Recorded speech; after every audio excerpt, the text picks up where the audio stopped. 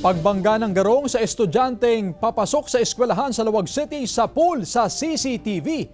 Nakaalerto si Ivy Hernando. Sugatan ang 21 anyos na si Crescia May Gamot matapos mabangga ng garong sa Barangay 1, Lawag City. Papasok na sana sa paaralan ang biktima nang mangyari ang insidente.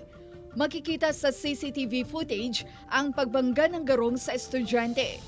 Dinala ang biktima sa ospital matapos mawalan ng malay.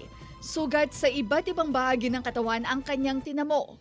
Kasong reckless imprudence resulting to physical injury ang posibleng kaharapin ng driver.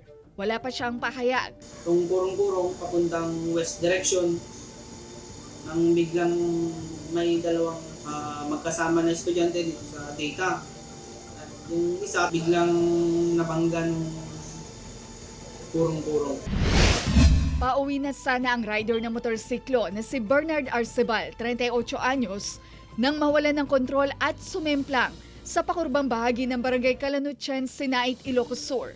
Sa investigasyon, mabilis umano ang patakbo ng rider.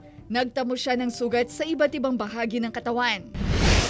Sumalpok ang isa pang rider ng motorsiklo sa nakaparadang elf truck sa Barangay Masadag, Sinait, Ilocos Sur.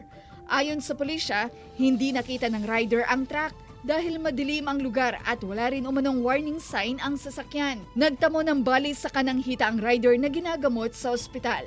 Wala pang pag-uusap ang dalawang partido. Ivy Hernando, 1 North Central Luzon.